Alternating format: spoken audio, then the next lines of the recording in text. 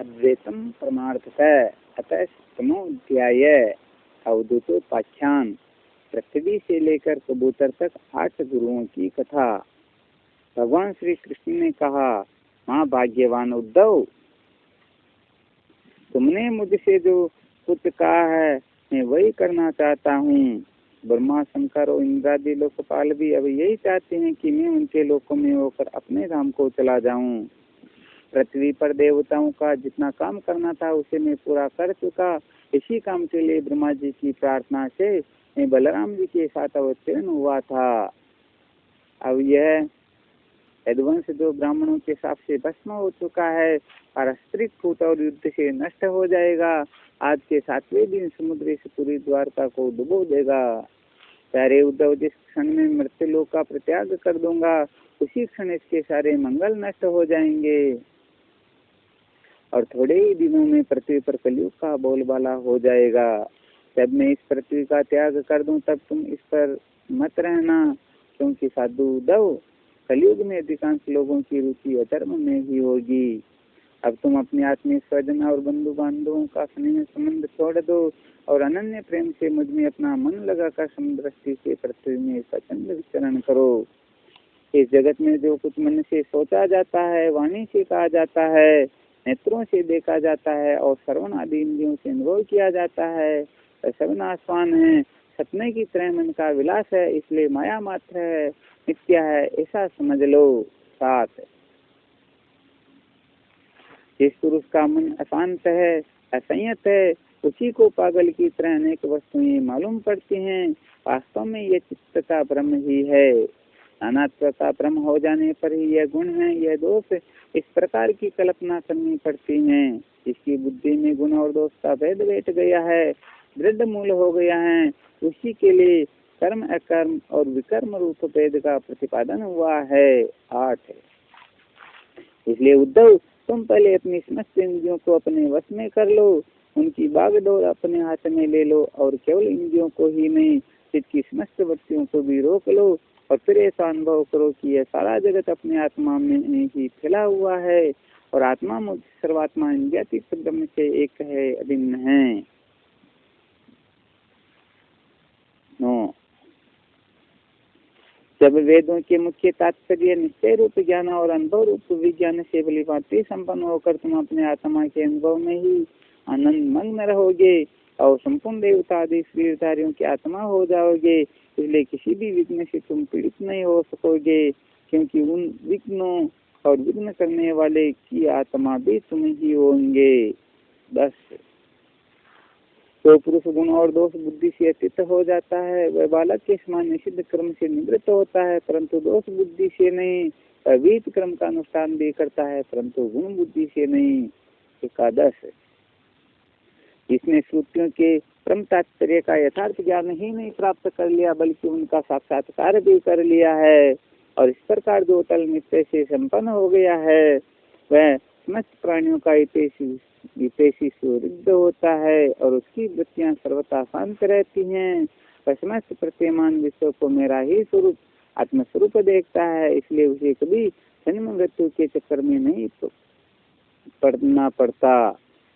श्री सुखदेव जी कहते हैं, परीक्षित, जब भगवान श्री कृष्ण ने इस प्रकार आदेश दिया तब भगवान के परम प्रेमी उद्धव जी ने उन्हें प्रणाम करके तत्व ज्ञान की प्राप्ति की इच्छा से यह प्रश्न किया।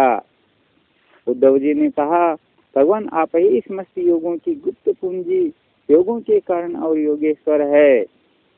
आप ही समस्त योगों के आधार, उनके कारण और योग स्वरूप भी हैं। आपने मेरे परम कल्याण के लिए उस संन्यास रूप त्याग का उपदेश किया है, परंतु अनंत जो लोग विषयों के चिंतन और सेवन में घुल मिल गए हैं, विषयात्मा हो गए हैं, उनके लिए विषय भोगों और कामनाओं का त्याग अत्यंत कठिन है। सर्वस्वरूप उनसे भी जो लोग आपस से विमुख है, उनके लिए तो इस प्रकार का त्याग सर्वथा संभव ही है, ऐसा मेरा निश्चय है। प्रभु, मैं भी ऐसा ही हूँ। मेरी मति इतनी मुग्ध हो गई है कि यह मैं हूँ, यह मेरा है। इस भाव से मैं आपकी माया के खेल, देह और देह के संबंधी स्त्री पुत्र धन आदि में डूब रहा हूँ। भगवान, आपने जिस संन्यास का उपदेश किया है उसका तत्व मुझ सेवक को इस प्रकार समझाइए कि मैं सुगमता पूर्वक उसका साधन कर सकूं। 16 मेरे प्रभु, आप भूत भविष्य वर्तमान इन तीनों कालों से अबाधित एक रस सत्य हैं। आप दूसरे के द्वारा प्रकाशित नहीं, स्वयं प्रकाश आत्मा स्वरूप हैं। प्रभु, मैं समझता हूँ कि मेरे लिए आत्म तत्व का उपदेश करने वाला आपके अतिरिक्त देवताओं में भी कोई नहीं है। ब्रह्मा आदि जितने बड़े बड़े देवता है वे सब शरीराभिमानी होने के कारण आपकी माया से मोहित हो रहे हैं। उनकी बुद्धि माया के वश में हो गई है। यही कारण है कि वे इंद्रियों से अनुभव किए जाने वाले बाह्य विषयों को सत्य मानते हैं। इसलिए मुझे तो आप ही उपदेश कीजिए। भगवान, इसी से चारों ओर से दुखों की दावा करने से जलकर और विरक्त होकर मैं आपकी शरण में आया हूँ। आप निर्दोपदेश काल से पृथ्वी सर्वज्ञ सर्वशक्तिमान और अविनाशी वैकुंठ लोक के निवासी नर के नित्य सता नारायण हैं, तथा आप ही मुझे उपदेश कीजिए। 18 भगवान श्री कृष्ण ने कहा, उद्धव, संसार में जो मनुष्य जगत क्या है, इसमें क्या हो रहा है इत्यादि बातों का विचार करने में निपुण है, वे चित्त में भरी हुई अशुभ वासनाओं से अपने आप को स्वयं अपनी विवेक शक्ति से ही प्राय बचा लेते हैं। समस्त प्राणियों का विशेषकर मनुष्य का आत्मा अपने हित और अहित का उपदेशक गुरु है, क्योंकि मनुष्य अपने प्रत्यक्ष अनुभव और अनुमान के द्वारा अपने हित अहित का निर्णय करने में पूर्णतः समर्थ हैं। सांख्य योग विशारद तीर पुरुष इस मनुष्य योनि में इंद्रिय शक्ति, मन शक्ति आदि के आश्रयभूत मूल आत्म तत्व को पूर्णतः प्रकट रूप से साक्षात्कार कर लेते हैं। मैंने एक पैर वाले, दो पैर वाले, तीन पैर वाले, चार पैर वाले, चार से अधिक पैर वाले और बिना पैर के इत्यादि अनेक प्रकार के शरीरों का निर्माण किया है। उनमें मुझे सबसे अधिक प्रिय मनुष्य का ही शरीर है। 22 इस मनुष्य शरीर में एकाग्र चित्त, तीक्ष्ण बुद्धि, पुरुष बुद्धि आदि ग्रहण किए जाने वाले हेतुओं से निश्चय की अनुमान भी होता है। अनुमान से अग्रही अर्थात अहंकार आदि विषयों से भिन्न मुझ सर्व प्रवर्तक ईश्वर को साक्षात अनुभव करते हैं। इस विषय में महात्मा लोग एक प्राचीन इतिहास कहा करते हैं। वह इतिहास परम तेजस्वी अवधूत दत्तात्रेय और राजा यदु के संवाद रूप में है। एक बार धर्म के मर्मज्ञ राजा यदु ने देखा कि एक त्रिकालदर्शी तरुण अवधूत ब्राह्मण निर्भय विचर रहे हैं। तब उन्होंने उनसे यह प्रश्न किया।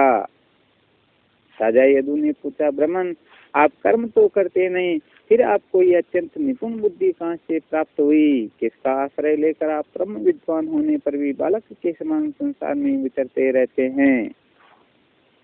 ऐसा देखा जाता है कि मनुष्य आयु, यश अथवा सौंदर्य, संपत्ति आदि की विलासा लेकर ही धर्म, अर्थ, काम अथवा तत्व जिज्ञासा में प्रवृत्त होते हैं।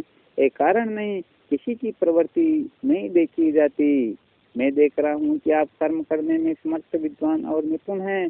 आपका भाग्य और सौंदर्य भी प्रशंसनीय है। आपकी वाणी से तो मनोमृत टपक रहा है, फिर भी आप जड़, उन्मत्त अथवा पिशाच के समान रहते हैं। न तो कुछ करते हैं और न चाहते ही हैं। संसार के अधिकांश लोग काम और लोभ के दावानल से जल रहे हैं, परंतु आपको देखकर ऐसा मालूम होता है कि आप मुक्त हैं। आप तक उसकी आंच भी नहीं पहुंच पाती। ठीक वैसे ही जैसे कोई हाथी वन में दबाने लगने पर उसे कूदकर गंगा जल में खड़ा हो। ब्राह्मण, आप पुत्र, स्त्री, धन आदि संसार के स्पर्श से भी रहित हैं। आप सदा सर्वदा अपने केवल स्वरूप में स्थित रहते हैं। हम आपसे पूछना चाहते हैं कि आपको अपने आत्मा में ही ऐसे अनिर्वचनीय आनंद का अनुभव कैसे होता है? आप कृपा करके अवश्य बतलाइए। भगवान श्री कृष्ण ने कहा, उद्धव, हमारे पूर्वज महाराज यदु की बुद्धि शुद्ध थी और उनके हृदय में ब्राह्मण भक्ति थी। उन्होंने परम भाग्यवान दत्तात्रेय जी का अत्यंत सत्कार करके यह प्रश्न पूछा और बड़े विनम्र भाव से सिर झुका कर वे उनके सामने खड़े हो गए। अब दत्तात्रेय जी ने कहा, ब्रह्मवेत्ता दत्तात्रेय जी ने कहा, राजन,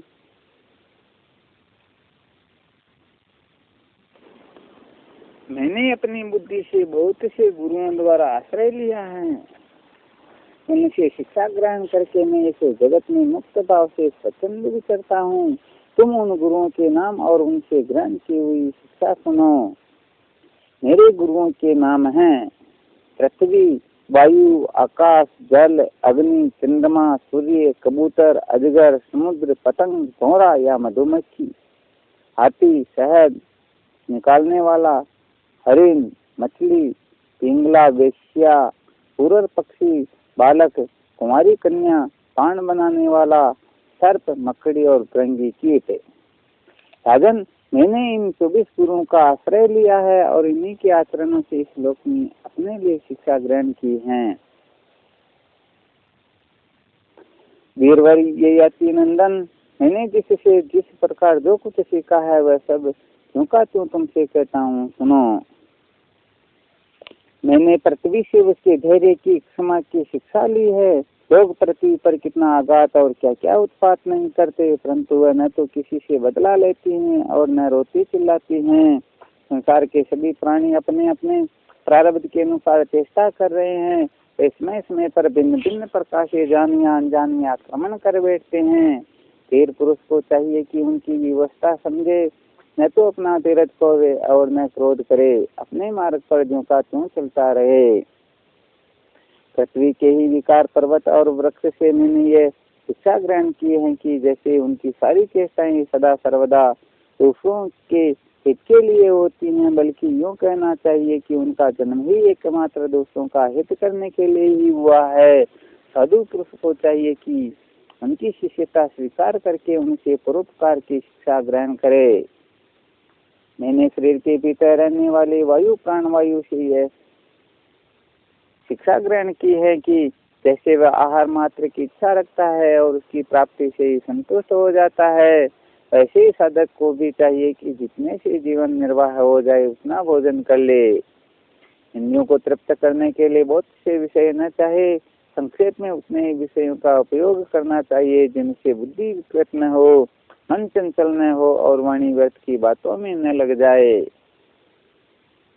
शरीर के बाहर रहने वाले वायु से मैंने यह सीखा है कि जैसे वायु को अनेक स्थानों में जाना पड़ता है, परंतु वह कहीं भी आसक्त नहीं होता, किसी का भी गुण दोष नहीं अपनाता, वैसे ही साधक पुरुष भी आवश्यकता होने पर विभिन्न प्रकार के धर्म और स्वभाव वाले विषयों में जाए, परंतु अपने लक्ष्य पर स्थिर रहे, किसी के गुण या दोष की ओर झुक न जाए, किसी से आसक्ति या द्वेष न कर बैठे।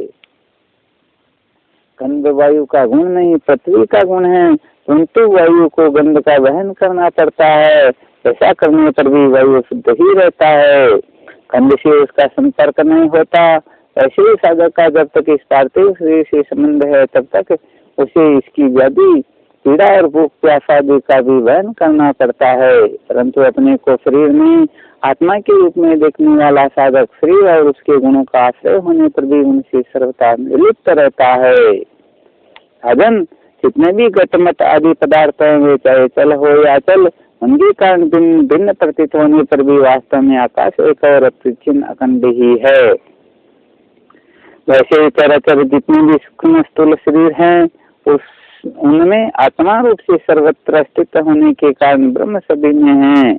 साधक को चाहिए कि सूत के मनु में व्याप्त सूत के समान आत्मा को अखंड और असंग रूप से देखे। तो इतना विस्तृत है कि उसकी तुलना कुछ कुछ आकाश से ही की जा सकती है, इसलिए साधक को आत्मा की आकाश रूपता की भावना करनी चाहिए। आग लगती है, पानी बरसता है, अन्न आदि पैदा होते हैं, नष्ट होते हैं, वायु की प्रेरणा से बादल आते और चले जाते हैं, यह सब होने पर भी आकाश अछूता रहता है। आकाश की दृष्टि से सब कुछ है ही नहीं। इसी प्रकार भूत वर्तमान और भविष्य के चक्कर में न जाने किन किन नाम रूपों की सृष्टि और प्रलय होते हैं, परंतु आत्मा के साथ उनका कोई संस्पर्श नहीं है। इस प्रकार जल स्वभाव से ही सत्य, चिकना, मधुर और पवित्र करने वाला होता है तथा गंगा आदि तीर्थों के दर्शन, स्पर्श और नमोच्चारण से भी लोग पवित्र हो जाते हैं। ऐसे साधक को भी स्वभाव से शुद्ध, स्निग्ध, मधुर भाषी और लोक पावन होना चाहिए।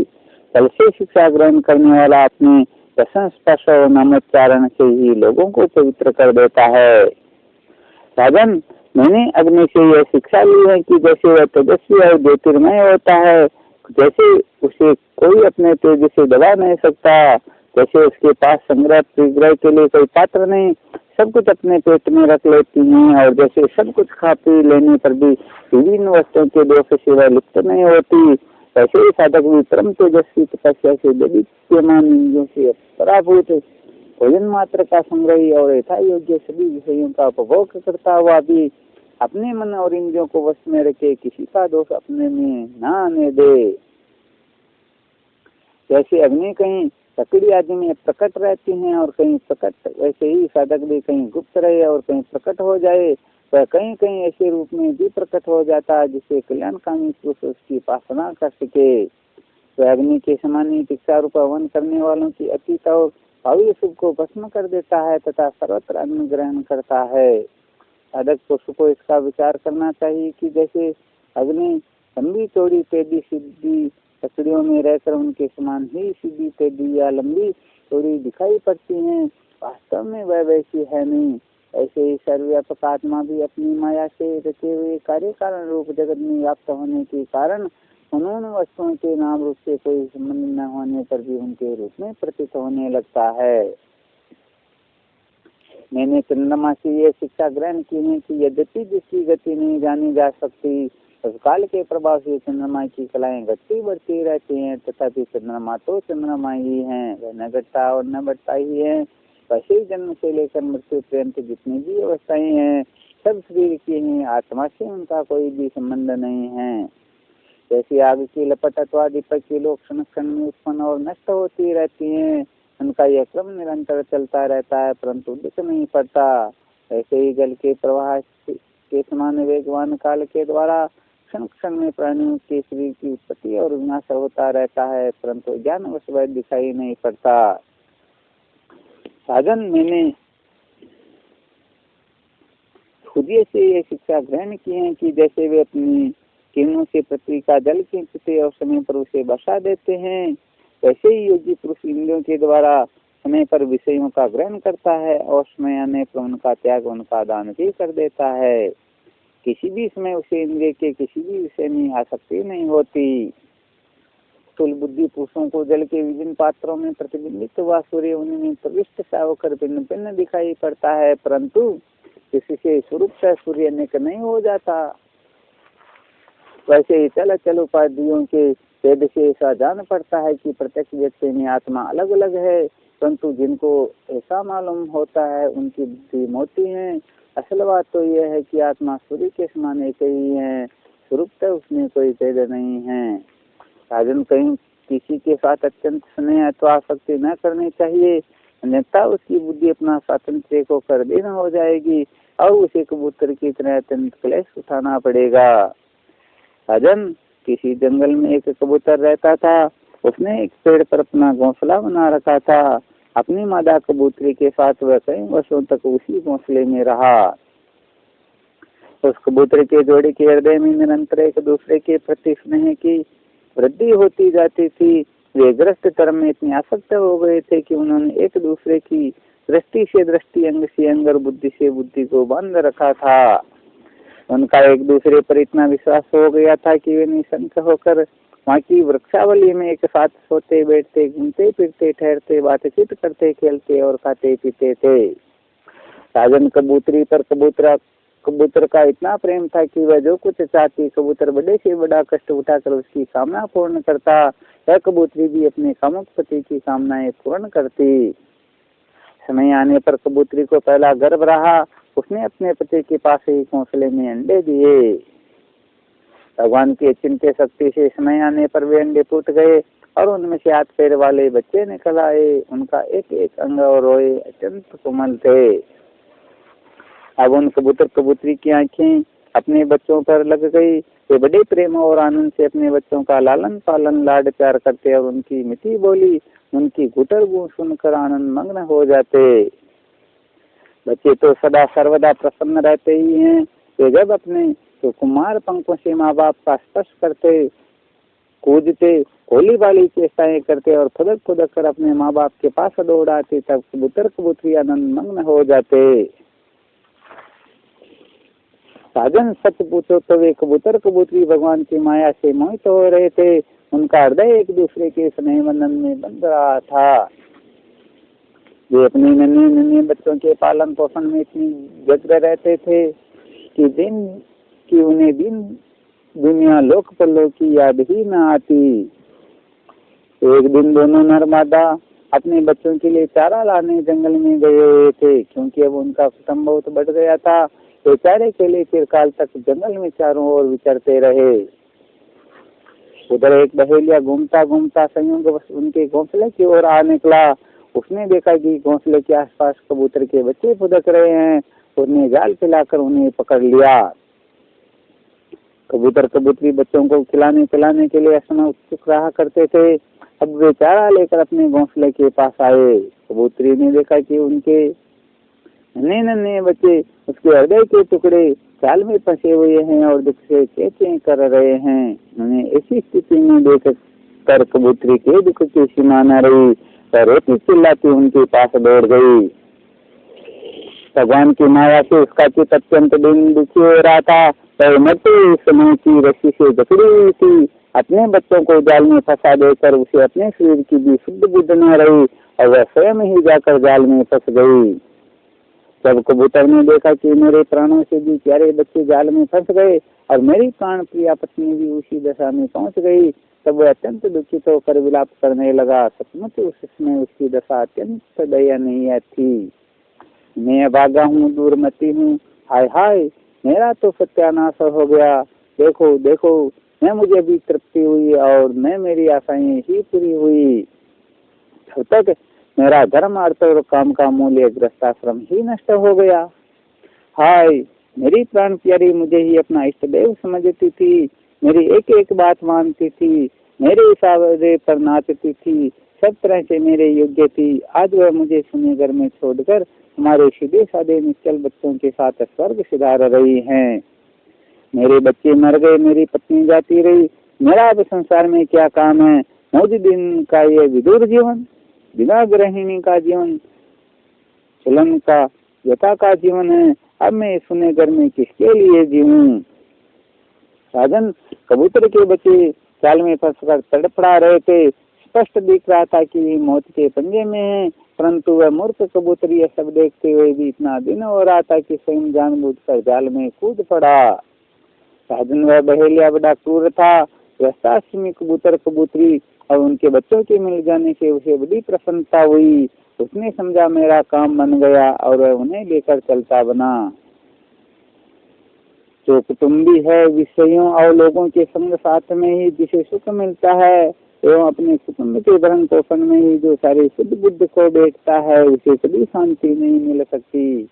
वह उसी कबूतर के समान अपने कुटुंब के साथ कष्ट पाता है। ये मनुष्य शरीर मुक्ति का खुला हुआ द्वार है। इसे पाकर भी जो कबूतर की तरह अपनी घर गृहस्थी में फंसा हुआ है, वह बहुत ऊंचे तक चढ़कर गिर रहा है। शास्त्र की भाषा में वह अरुद्ध चित्त है। मोतर इति श्रीमद्भागवते महापुराणे पारमहंस्यां संहितायां एकादश स्कंधे 9th अध्याय।